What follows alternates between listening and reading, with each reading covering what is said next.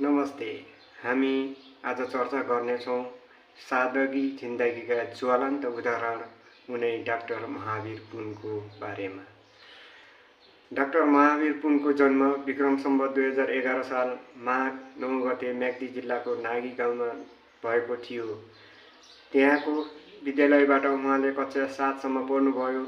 अहिले हामीसँग पढ्नको लागि कापी, कलम, किताब जस्ता सामग्रीहरू छन्, तर त्यो बेला गाउँ विकसित नभएको हुँदा यस्ता पढ्ने सामग्रीहरू थिएनन्। त्यही गाउँमा भएका बुढापाका जसलाई हल्का अङ्ग्रेजी आउँथ्यो, नेपालीमा राम्रो थिए, गणितको हल्का हल्का भए पनि हिसाब मिलाउँथे, उहाँहरू विद्यालय गएर जानेका कुरा चकले कालोपाटीमा लेखेर विद्यार्थीहरूलाई पढाउने गर्नुहुन्थ्यो। पढाउने र पढ्ने मान्छेहरू कम हुन्थ्यो, त्यसैले विद्यालयमा धेरैजसो रमाइलो गरिन्थ्यो। विद्यार्थीहरू खेल्ने, एकले अर्कोलाई कथा, कविता, चुटकिला सुनाउने जस्ता मनोरञ्जनात्मक क्रियाकलाप गर्दै दिन बिताउँथे। कक्षा 7 पछि उहाँका विद्यार्थीहरू प्रायले पढेनन्। महावीरका साथीहरूले पनि पढाइ छाडे, किनभने विद्यालयमा औपचारिक रूपमा पढ्ने र पढाउने चलन थिएन। त्यसैको निकै कम विद्यार्थीले मात्र पढाइलाई निरन्तरता दिए। ती 11 विद्यार्थीमध्ये हुन् डाक्टर महावीर पुनका बुबा उहाँलाई धेरै पढाउन चाहन्थे, त्यसैले उहाँलाई म्याग्दी जिल्लाबाट चितवन जिल्ला लैजानुभयो। उहाँ चितवन जिल्लाको एक हाई स्कुलमा भर्ना हुनुभयो। त्यसपछि बल्ल उहाँले शैक्षिक सामग्री जस्तै कलम, कापी, किताब, झोला आदि प्रयोग गर्न पाउनुभयो। वास्तवमै त्यो बेला कलम, कापी, झोला जस्ता सामग्री प्रयोग गर्न पाउनु भनेको सौभाग्य नै थियो। पुनलाई उहाँको बुबाले कक्षा 12 सम्म पढाउनुभयो, तर आर्थिक अवस्था कमजोर भएका कारण उहाँले स्नातक गर्न पाउनु भएन। त्यसपछि पुनले झन्डै 13 वर्षसम्म विभिन्न विद्यालयमा पढाउनुभयो।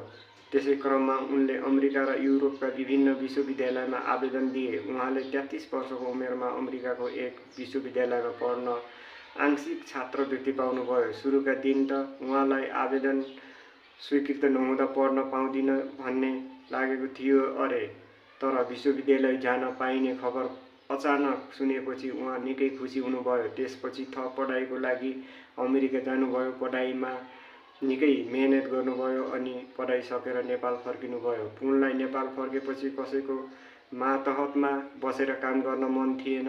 म आफै केही गर्छु भन्ने विश्वास थियो, त्यसैले आफ्नो जन्मभूमि नागी गाउँ फर्कनुभयो।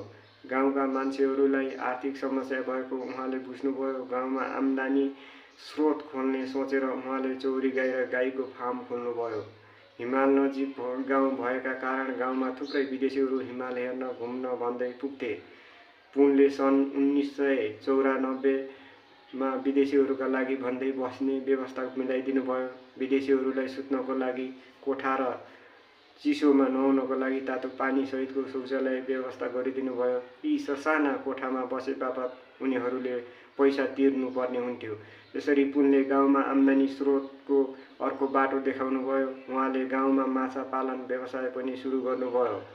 माछाले राम्रो बजार पायो। उहाँको नेतृत्वमा गाउँमा वृक्षारोपण कार्यक्रम पनि सुरु भयो। कार्यक्रममा उहाँ र गाउँलेहरू मिलेर अहिलेसम्म झन्डै 13 लाख रुख रोपेका छन्। म्याग्दीकै पौधर गाउँमा समेत पुनले चीज उत्पादन कार्यक्रम सुरु गर्नुभयो। उहाँहरूले चीज नखाने भए पनि गाउँ भ्रमणमा आउने विदेशीहरूलाई यो मन पर्थ्यो। आगन्तुकहरूले गाउँमा उत्पादन भएको चीज किन्न थाले। यसरी चीज उत्पादनले पौधर गाउँका बासिन्दाको राम्रो आयको स्रोत हुन थाल्यो। पुनले आफू सानो हुँदा पढ्नु भएको विद्यालयमा सुधार गरेर हाई स्कुलसम्म पढाइ हुने बनाइदिनुभयो। उहाँले गाउँलेहरूसँग मिलेर कागज बनाउन सुरु गर्नुभयो र गाउँलेले कागजको व्यवसाय थाले। त्यस्तै गाउँमा मौरी पालन गर्ने कार्यक्रम पनि सुरु गर्नुभयो। मौरीबाट उत्पादित महबाट पनि आम्दानी हुन थाल्यो। गाउँलेहरूले आरू बखडाको जाम बनाए, व्यवसाय गरे, च्याउको खेती गरे, गाउँमै लुगा बुन्ने काम पनि जाने।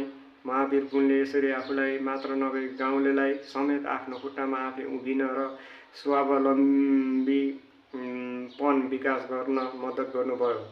हामी अहिले कम्प्युटर, ल्यापटप लगायत उपकरण कम मूल्यमा किनेर प्रयोग गर्छौँ, तर पहिले त्यस्ता उपकरण महँगो हुन्थ्यो। गाउँ घरमा त यसबारे थाहा पनि हुन्थेन। महावीर पुन यी सब कुरामा विशेष चासो राख्नुहुन्थ्यो। उहाँले गाउँ भ्रमणमा आएका विदेशीलाई साथी पनि बनाउनु भएको थियो। उनीहरूसँग सम्पर्क राखेर पुनले बिग्रेका कम्प्युटरको विभिन्न भाग ल्याइदिन भन्नुभयो। विदेशीहरूले महावीर पुनले भने जस्तै बिग्रेका कम्प्युटरहरूको भाग काठमाडौँसम्म ल्याइदिए।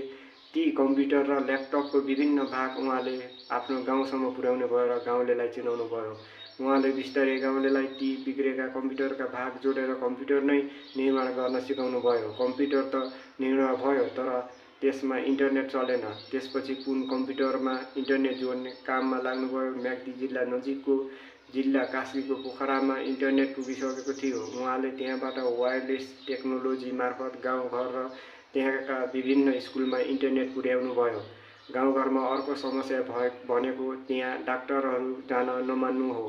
त्यसैले पुनले गाउँकै पाका महिलाहरूलाई स्वास्थ्य सम्बन्धी तालिम दिनुभयो।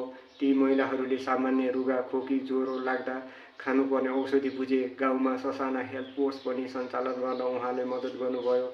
यसरी विभिन्न काममा संलग्न हुनुभएको महावीर पुनलाई धेरैले चिन्न थाले। विशेष गरी उहाँको वायरलेस इन्टरनेटको अवधारणालाई लिएर बीबीसीले कार्यक्रम प्रसारण पनि गरिदिएको थियो। त्यसपछि उहाँले राष्ट्रिय तथा अन्तर्राष्ट्रिय सहकारीबाट सहयोग पाउनुभयो। त्यसपछि पुनले आफ्नो कामको कारण विभिन्न पुरस्कारबाट सम्मानित हुनुभयो। अहिले हामी उहाँलाई इन्टरनेटका राजा, देश र जनताका लागि काम गर्ने एक देशभक्तका रूपमा चिन्छौँ। उहाँले आफ्नो मात्र नभए सम्पूर्ण नेपालीबारे सोच्नुभयो। डाक्टर महावीर पुनको जीवनबाट हामीले धेरै कुरा सिक्न सक्छौँ। हामीले कुनै पनि काम गर्दा त्यसले अरूलाई असर पार्नु भएन। जसरी उहाँले गरेको हरेक कामले अरूलाई राम्रो मात्रै भयो, हामीले पनि त्यस्तै गर्नुपर्छ।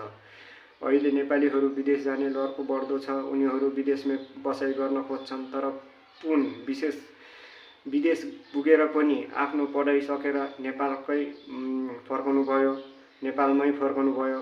उहाँ नेपालमै केही गर्न सक्ने सोच बोकेर फर्कनु भयो। यसबाट हामीले यो सिक्न सक्छौँ कि हाम्रो देश विकास हामी आफैले गर्ने हो। विदेश जानै हुँदैन भन्ने होइन, तर विदेशबाट राम्रो पढेर विभिन्न अवसर बुझेर नेपाल फर्कनुपर्छ।